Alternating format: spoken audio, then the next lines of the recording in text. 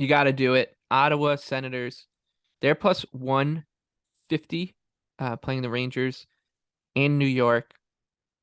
The Rangers are minus 175, the over under 6.5.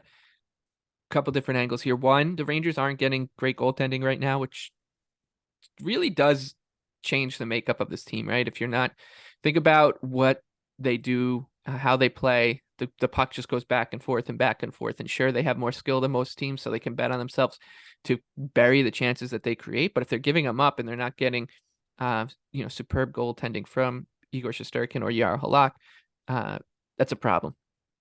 Two, the Senators, not only did they just win two in a row against Detroit Monday and Tuesday and really throw some juice back into their season, they're 10-3-1 in their last 10 with a plus 20 goal differential. Sure, a lot of that comes from the two shellackings of Detroit, but it does kind of speak to a point we've been mentioning throughout the season on the Senators that they've been playing much better than their record implies.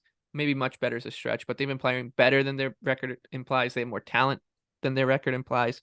And they're in this thing, man. They can, as a young team, they just been wanting to be, playing important games at this point in the season. And here is one. Lastly, the Rangers are getting Patrick Kane. This is his debut. I'm expecting that we'll see some casual money coming in on the Rangers, the excitement, the hype. And it's going to take some time for them to adjust to a player like that. Like, this is not a plug and play thing.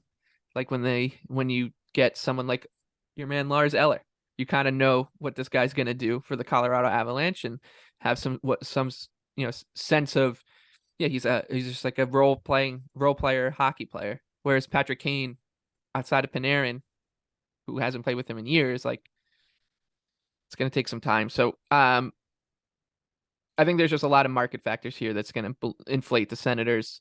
And this price right now, plus 150, is great. I would play them a little bit further down than this, plus 140 or so. So give me Ottawa. Yeah, I like the merit with the Sens. I'm going to take a shot on Philly tonight versus New York.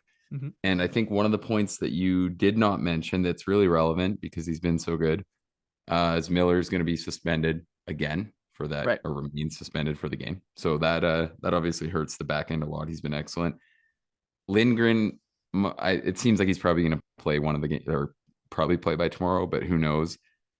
If he's out too, that shakes up both their top two D pairings that has been a massive strength. Like, I actually think that's more being swept under the rug compared to their top six. I don't think that with Kane in the mix, their top six is better than, I think there's four teams in the East that I'm not just being a hater saying have like a better top six. So it seems like the hype is going a little wild in that regard. Like, especially if you want to talk like that second line is going to be really, really potent offensively.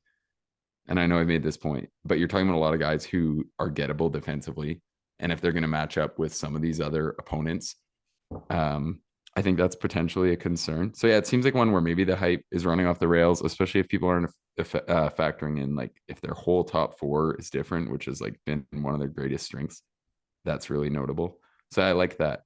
And we've talked about how the Sens have more upside than they've shown. I think the greatest area where it was like surprising how much they struggled was scoring at 5-on-5. And we've seen them trend up a lot in that aspect, which really isn't that surprising because they have more talent than they've shown all year at 5-on-5 to score. So it doesn't surprise me that they're stabilizing to some extent on that. And then they also have one of the league's best power play units. So yeah, I like it. I think it's a decent shot on the Sens, especially if like you say, it seems like the Rangers hype is running absolutely wild right now. So hopefully that price gets a little crazy. And then we'll wrap up with your best bet, which comes to us in Nashville. They're plus 140 against the Florida Panthers. The Cats are minus 165, and the over-under is 6.5. Yes, we're gonna go back with it. I thought it was a little lucky almost to get the regulation win for Nashville, but that's kind of like the best I see them playing right now. And I really like where Florida is at. They're looking extremely dangerous.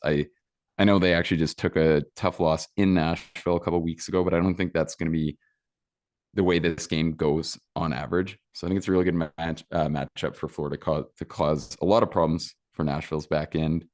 And I like Tyson Berry, but I think his strengths are going to be minimized on Nashville, and then the loss of Ekholm starts to hurt. So I think it's a good shot, and I like the Panthers to win in regulation in this spot.